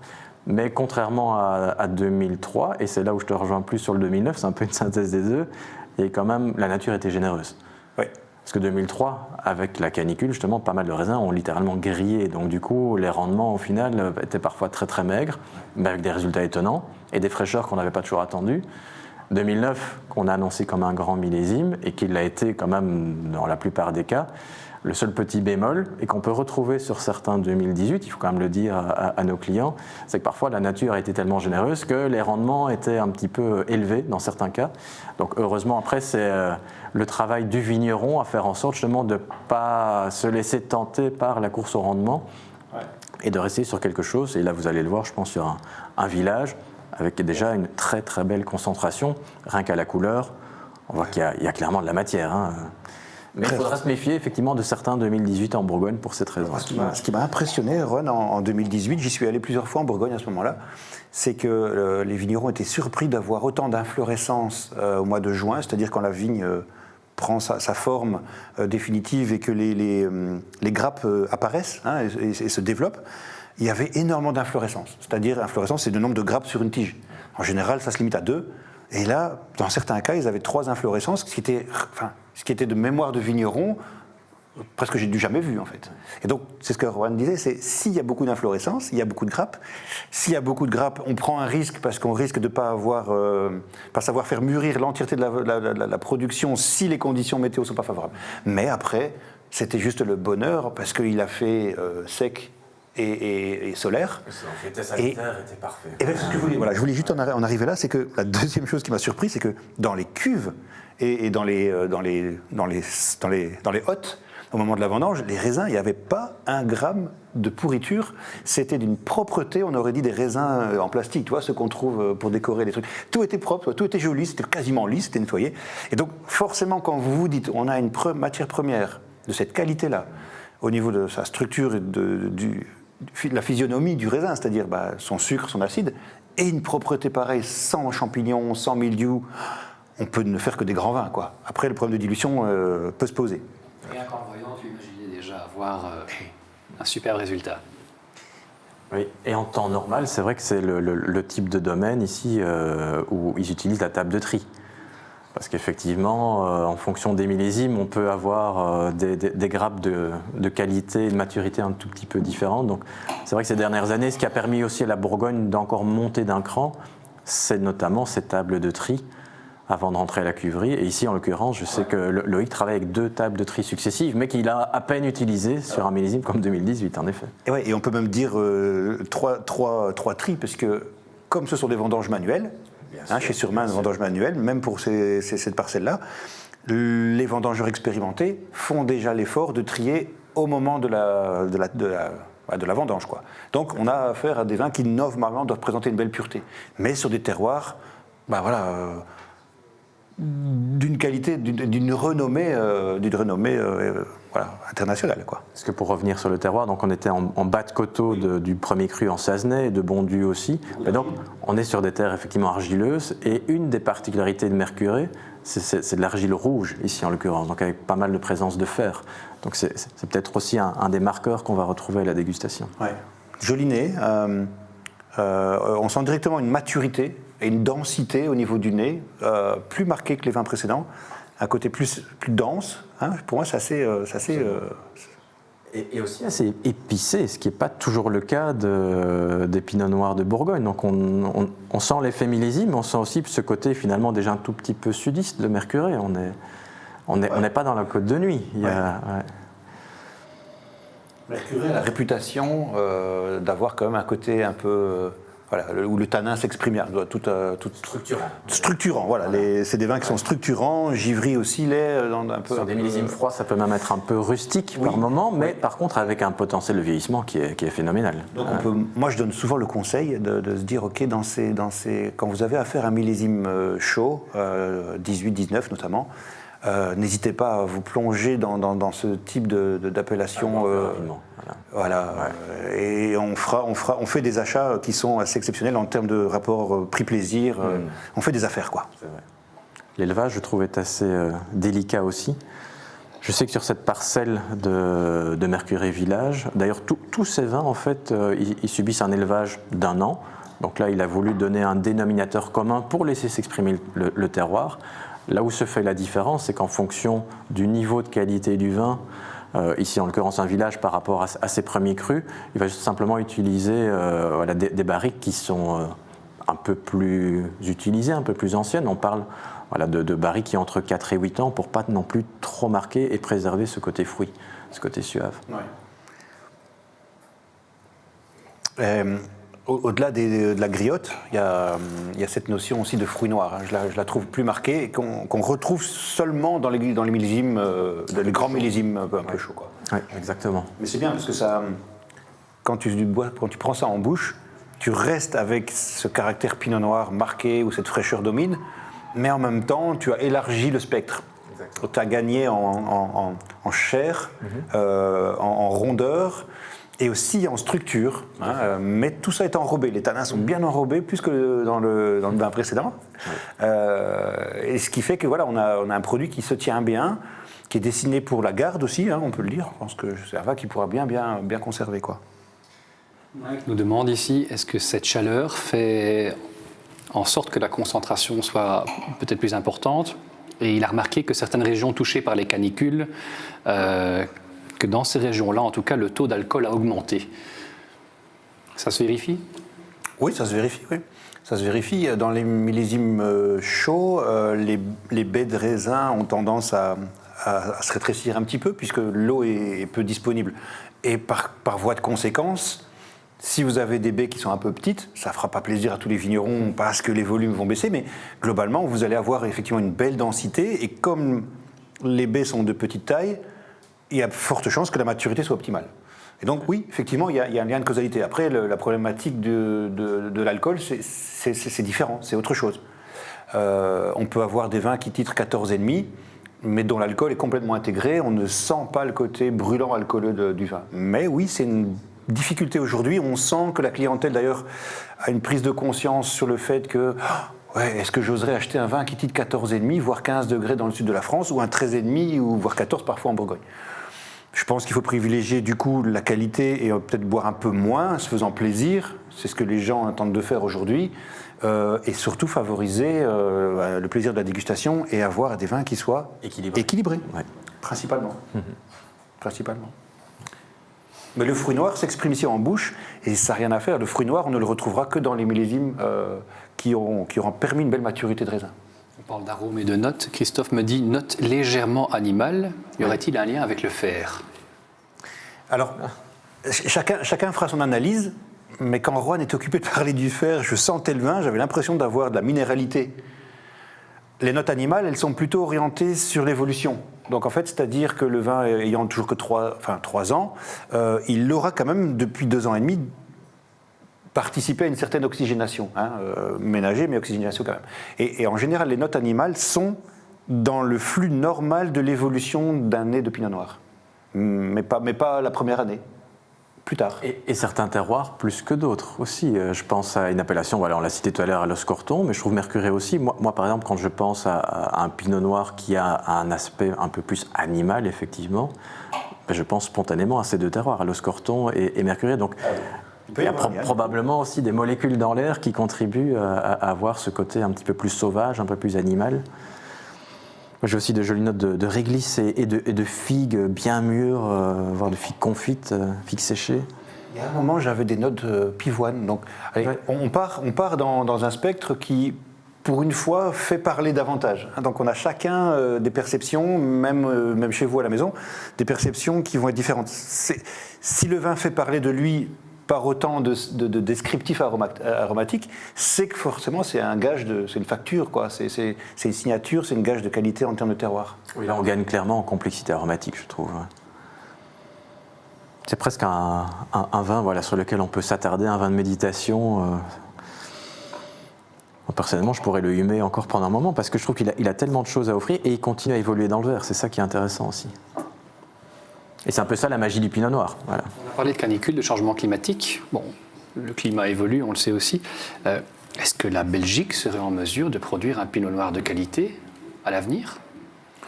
Si tu veux une anecdote, Germain, j'ai eu la chance de participer au mois de juin à une dégustation à l'aveugle ici en Belgique de vins belges, uniquement de vins belges à l'aveugle, donc en tant que juré, pour déterminer des cotations sur des vins belges par rapport à la parution d'un guide qui est sorti d'ailleurs en septembre, le guide des vins belges, qui est disponible en librairie, etc. Et j'ai fait partie d'un panel de jurés où on a eu l'occasion de goûter toujours à l'aveugle des vins rouges et des vins blancs de Belgique, mais sans autre information. J'ai été très très surpris. J'ai été très surpris. Alors oui, il y a la chance d'avoir eu encore une fois en Belgique 18-19 qui ont été des millésimes aussi chez nous en fait différents de la moyenne, avec plus de soleil que de la moyenne, moins de pluviométrie que la moyenne. Mais j'ai été surpris en bien, à tel point que j'ai été demandé aux organisateurs, je voudrais quand même savoir ce qu'on a goûté à la fin, tu vois. J'aimerais bien savoir ce qu'on a goûté parce que je suis sur le cul. Enfin, je veux dire, j'ai goûté des trucs qui étaient exceptionnellement bons, qui pouvaient rivaliser avec n'importe quel pays viticole européen. Et il s'avère qu'une de mes séries, c'était des pinots noirs belges. Ouais. Et c'était juste très très bon. Donc pour répondre à la question de manière un peu plus concentrée, oui, on est appelé à faire des vins dans l'avenir, pas uniquement à cause du changement climatique, ça aide évidemment, mais aussi par rapport à cet état d'esprit, quoi. On se dit, waouh, il y a moyen de faire du bon en Belgique. Il faut savoir qu'avant que Napoléon fasse ses conquêtes chez nous, on avait des vignobles en Belgique. On a des abbayes, que ce soit à Huy, que ce soit à Mons, que ce soit à Liège, qui ont dans leur registre encore des traces de viticulture, quoi. On avait, les moines avaient la vigne comme travail en Belgique. Et donc on se conscientise sur le fait qu'on peut faire du bon vin, et on va faire du bon vin, peut-être avec des cépages résistants, la nouvelle génération de cépages qui sont moins capricieux, qui sont moins susceptibles de prendre maladie, de moins sensibles au mildiou et à l'oïdium. Et donc oui, la viticulture belge va évoluer dans les prochaines années, c'est clair et net. Et l'âge moyen des vignes est quand même très très jeune sur la Belgique, donc il y a aussi un potentiel d'amélioration à ce niveau-là. On ne peut qu'espérer évoluer dans ce sens-là. Et si je veux faire un petit peu mon commerçant, on a quand même 4 références de vins belges dans le catalogue qui est ici, et notamment un Acolon du château Bombaron en Côte de Sambre-et-Meuse, près de Dinan, qui est incroyablement bon.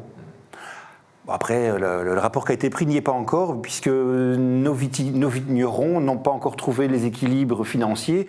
C'est cher de produire du vin, il faut faire des investissements lourds, parfois les domaines sont de petite taille, on démarre de zéro, et donc il y a du travail derrière, mais ça vaut la peine d'essayer. C'est une invitation à tous pour découvrir un peu plus les vins belges. Ouais. Et en pinot noir, pourquoi pas. Et en chardonnay aussi d'ailleurs. Tout à fait. Ouais. Alors je ne sais pas comment chacun évalue ce vin. Je pense qu'on a quelque chose qui fait un peu la transition, enfin non, qui fait un peu la synthèse du premier et du deuxième, quoi. On a un bouquet qui est très pinot, avec un peu plus de maturité. On a une bouche qui est un peu plus ample que le deuxième, mais qui est dans un équilibre global très intéressant, quoi. Et on est entre guillemets que sur une appellation village, donc je trouve que c'est déjà de très très belles factures. Et donc le premier cru qui est aussi disponible sur le catalogue, on va encore gagner en finesse. Faut pas toujours non plus penser, et ça peut être paradoxal, on se dit si on monte de classement, on va d'office monter en puissance. Là aussi, une des particularités du Pinot, c'est que bien souvent, on va plutôt monter en finesse, et du coup en complexité aromatique, mais pas pour autant en force et en puissance. Certainement pas sur un millésime comme celui-là, où la concentration a été le maître mot un peu partout, quoi. Ouais, tout à fait. ouais. Ouais. Voilà, c'est très beau, très très jolie bouteille. Alors pour le côté culinaire, voilà, on parlait de côté animal, je trouve qu'on y est, et ça commence seulement à s'exprimer. Donc là clairement, c'est le type de saveur, d'arôme qui va encore s'accentuer avec le temps. Moi personnellement, je perçois même un petit côté un peu truffé, on parlait des champignons de sous-bois. Donc là, je pense qu'on va vraiment pouvoir se faire plaisir. Pourquoi pas un risotto à la truffe avec une petite viande blanche légèrement grillée qui viendrait accompagner le tout. Des fromages très clairement. Et là, on peut se permettre des fromages un peu plus corsés. Pourquoi pas l'accord local avec les poisses. Bon, pour le coup, pas trop coulant parce que là, c'est le fromage qui va passer au-dessus du vin. Mais effectivement, avec la saison du gibier, là, je pense qu'on va se régaler. Un beau chevreuil ou une biche là-dessus, ça doit être magnifique. Ou du lièvre par exemple. ah oui. Tu as parlé d'évolution avec le temps. En parlant de temps, je vois que nous arrivons tout doucement à la fin de notre dégustation. Mais pour rester sur le sujet du temps, selon toi, selon vous, comment évoluent les pinots noirs dans le temps finalement ? Ils ont leurs propres caractéristiques, mais en même temps, j'ai souvent personnellement observé des parallélismes avec un autre cépage assez connu aussi, le Grenache. Parce que je trouve que tous les deux sont sur un registre plutôt, quand ils sont en monocépage, voilà, ils ont une couleur qui est pas très intense, niveau aromatique plutôt sur les fruits rouges. Plutôt la cerise sur le pinot noir et puis des fruits rouges un peu plus sudistes, genre la figue par exemple sur le Grenache. Mais je trouve qu'avec le temps, moi personnellement dans une dégustation à l'aveugle, je peux souvent m'y méprendre entre un vieux Grenache ou un vieux pinot noir parce qu'ils ont tendance tous les deux à aller vers des robes assez tuilées. Et ce côté effectivement un peu animal, épicé aussi, parce que le pinot noir, on le perçoit déjà ici, peut avoir un côté épicé, mais avec le temps, à ce côté épicé, fruits secs, boisé noble. Voilà, c'est pour moi un petit peu l'évolution naturelle d'un bon pinot noir, et bien sûr voilà, ce côté sous-bois hein, qui est aussi assez caractéristique. Tout à fait, c'est une belle comparaison. Ouais. Et, je rajouterais simplement que il y a plein de contradictions dans le pinot noir. On l'a abordé au début, ça peut être exceptionnel et puis pas terrible. Et la contradiction, c'est qu'en fait, en tant que consommateur, on se dit, ok, le pinot noir n'est pas très tannique, hein, donc le tanin n'est pas très, très puissant, puis c'est un vin un peu élégant, un peu raffiné. On se dit, ça ne va pas vieillir des masses. Puis on se rend compte que si on analyse le vin, on sait très bien que l'acidité est un conservateur. Et donc cette acidité, qui constitue en général la colonne vertébrale du pinot, hein, comme on l'a goûté ici. Et un support aromatique aussi. Aromatique. Qui explique le bouquet en général aussi charmeur. Voilà. Ouais. Cette acidité est un très bon conservateur. Et moi je trouve que le pinot noir, je le trouve toujours comme un peu un fainéant en fait, en cave. Il met du temps. Il a du mal à s'exprimer. Il a du mal à s'exprimer. Ouais. Tu sors une bouteille, comme on l'avait dit au début, t'en espères beaucoup, mais tu te rends compte qu'en fait elle s'est refermée et puis elle n'est pas prête, alors qu'elle a déjà 7-8 ans. Surtout dans les beaux terroirs. Quoi. Et donc, il y a des phases, hein, effectivement. Donc, pour répondre à la question de manière assez claire, le pinot noir est un cépage qui vieillit très bien, dans des bonnes conditions de cave, de manière assez surprenante, plutôt longtemps, quoi. Plutôt longtemps. Et cette acidité est probablement l'un des clés dans la conservation. Ouais. Ouais. Mmh.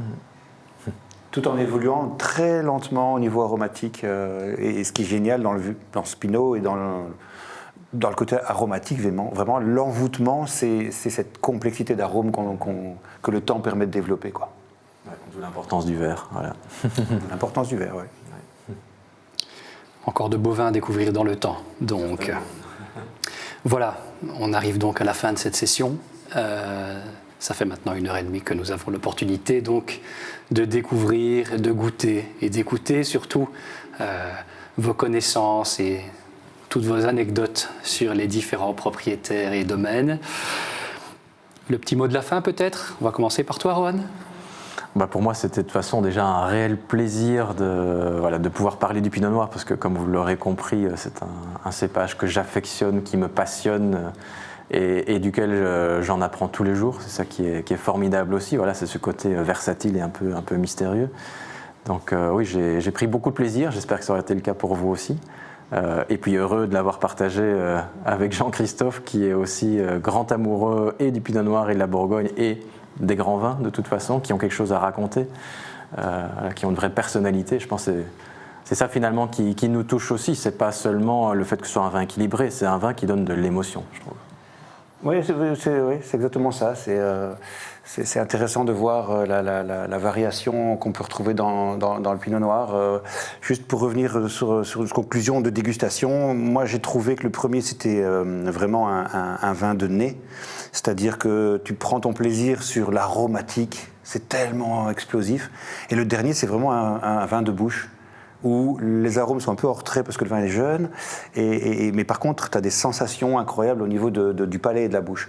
Voilà, donc c'est pour ça que c'est intéressant. Le mot de la fin, c'est j'espère qu'on a pu partager à travers cette dégustation la géométrie variable du Pinot Noir en dégustation. J'ai pris beaucoup de plaisir, j'espère que tout le monde aussi.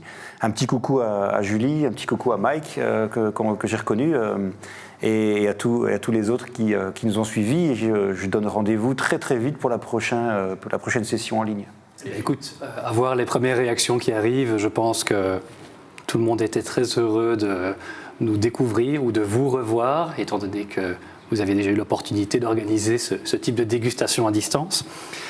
Moi, je vous remercie également tous pour votre participation, pour votre présence, pour l'interaction, pour les questions posées. Si ces sessions de dégustation sont agréable et interactif, c'est également grâce à votre participation. Donc, c'est avec grand plaisir que nous vous retrouverons lors d'une prochaine session.